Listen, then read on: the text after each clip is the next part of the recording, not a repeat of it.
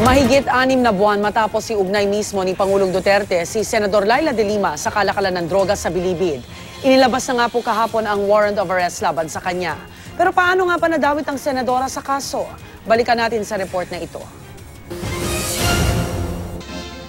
Sa kanyang unang State of the Nation address, kinamayan pa ni Pangulong Duterte si Senador Laila de Lima na matagal na siyang binabatikos dahil sa umano'y Davao Death Squad. Ilang linggo matapos ang tagpong yun, You want to know the name? De Lima. pinangalanan ni Duterte si De Lima bilang pinakamataas na opisyal na umano'y may kaugnayan sa droga sa loob ng Bilibid. Tumanggap daw si De Lima ng campaign funds mula sa droga sa pamamagitan ng kanyang dating bodyguard at karelasyong si Ronnie Dayan. Ilang araw matapos nito ay may inilabas pang drug matrix si Duterte na nagpapakita ng umano'y koneksyon ni De Lima sa Bilibid drug trade. Nang humarap ang mga Bilibid high-profile inmates sa hearing ng House Justice Committee, idiniin nila si De Lima bilang protektor umano ng droga. Nitong Setyembre, isang emosyonal na De Lima ang humarap sa publiko at hinamon ang administrasyon na arestuhin siya. Hulihin niyo na ako ngayon! Kung yan naman talaga gusto niyo, ikulong niyo na ako ngayon!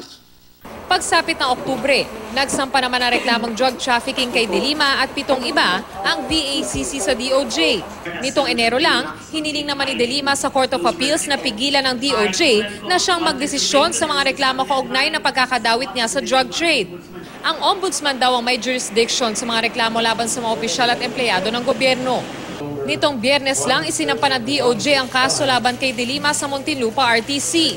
Nairaffle ang mga ito nitong Lunes. At kahapon nga, inilabas ng Muntinlupa RTC Branch 204 ang warrant of arrest laban sa senadora.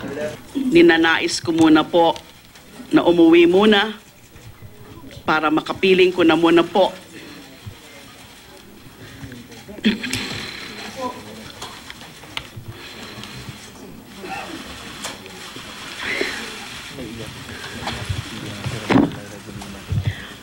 Ang aking pamilya.